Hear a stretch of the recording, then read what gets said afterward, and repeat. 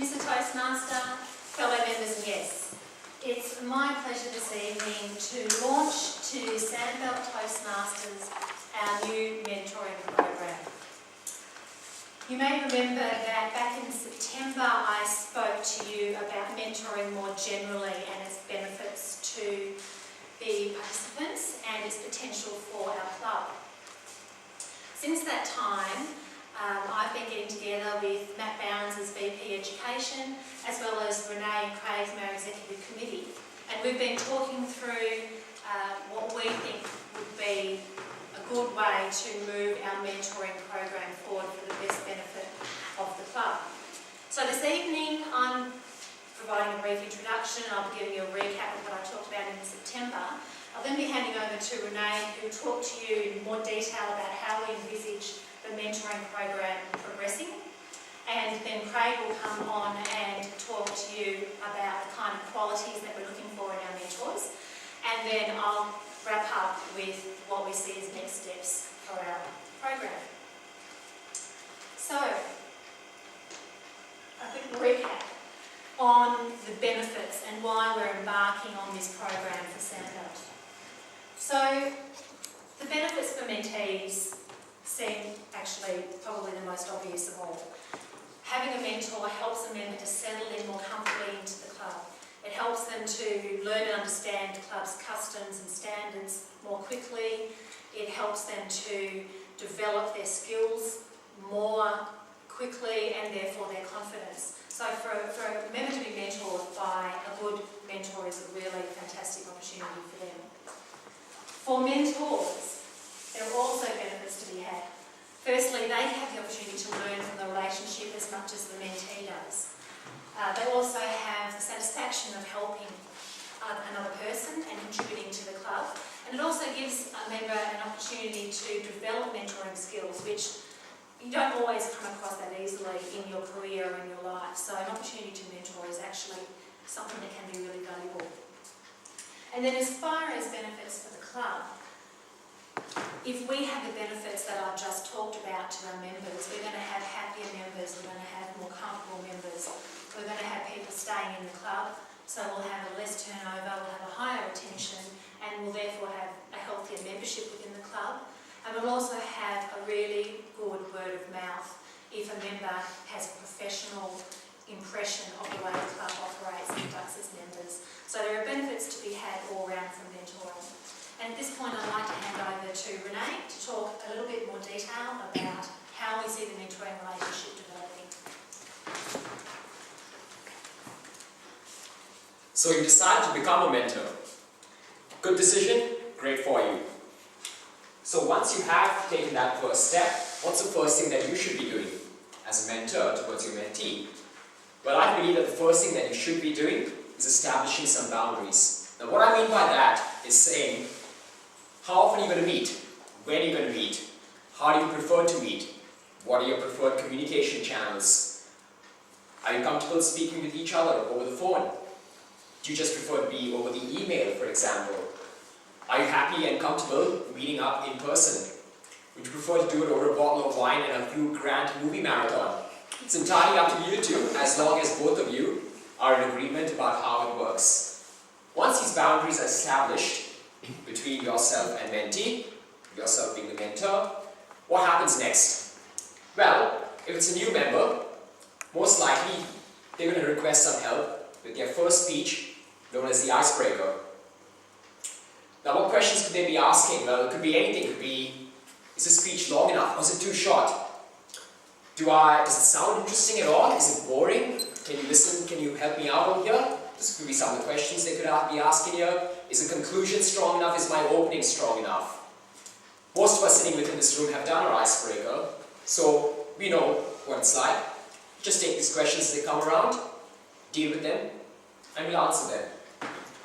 After the first step, what happens next on, moving on, and over time, the relationship between mentor and mentee? Obviously here at Toastmasters, we're big on evaluation, providing good feedback, and acknowledging any progress that's been made. So obviously saying, yep, you did this well, this was great, this was awesome, really love this, this is going to take you far. But you could improve on these points here and there to give you but a sample on the progress going forwards. Also, you want to encourage your mentee to be more involved in the club as well. And this could mean contests going forwards when you feel they're ready. Hey, we have these contests coming up, starting with our club contests. It'd be really good for you to get into a little bit of this, something out over there. You've got to elect an executive every year around the time of June. Leading up to that period, you could say, alright, we have these things coming up over here. It's really important for the club to have some executive members and officers. This is what you could be doing. You could be making a real contribution here as well. Also, in terms of mentoring, it need not just be about speeches. So there's no need to be down the barrel and be straight down. Broaden your horizons a little bit and think about perhaps mentoring someone in giving great evaluations. You might find as a Toastmaster that your strength lies in evaluating people. Maybe that's some knowledge that you wish to impart and share. Not just that, how about running a good table topic session if someone's doing it for the first time? Something to offer there as well. Or what about the big granddaddy of them all when you're being Toastmaster for the night? So it's not just restricted to speeches, as I've just said over there, but there's a more broad spectrum of things that you could be offering. Now, what qualities does it take to be a mentor? For that, I'll give you Craig Halley. Sandbelt Toastmasters Club views mentoring as an important part of club culture, which is centred around providing a supportive, respectful environment that is an enabler for personal growth.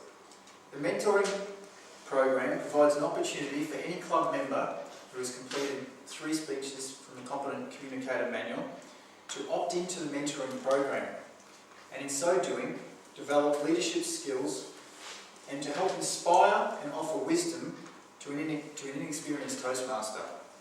As a mentor, your function is to help the mentee learn the basics by providing insights on and experience with the subject. Your input has the potential to build confidence and to fast-track a new Toastmaster's development. Key qualities required include enthusiasm, patience, and a respect for the mentee. You should be a good listener, providing the mentee opportunity to articulate any problems. Fundamentally, by sharing wisdom and with respect, you can help build the spirit and confidence of a new member by encouraging and reinforcing important public speaking skills. Collectively, everyone in the club is a winner from the mentoring program. Thank you very much, Craig and Renee, for going over some of the finer details of our mentoring program. I want to just mention at this point one detail, and that is that the length of our mentoring program is for 3 speeches. In many cases it'll be a member's first 3 speeches, but for any member who may have completed several speeches by now, you're welcome to become involved if you feel like you would benefit from having a mentor. But still, the basic standard is for 3 speeches, your next 3 speeches. So we know that the commitment is a finite amount of time, and you're not letting yourself in for something that's just going to go on forever and is never going to have any end to it. So what are the next steps? So after this evening, over the next few days, I will be emailing every eligible member an interest form. So you can indicate your interest in becoming involved. You can email that form back to me, or you can give it to me in person at an upcoming meeting. If you have any questions or queries, you're welcome to ask me in person at a meeting, or you're welcome to email me, or indeed email Renee or Craig or Matt or any of the executive committee members, and we'll be happy to answer any questions that you might have.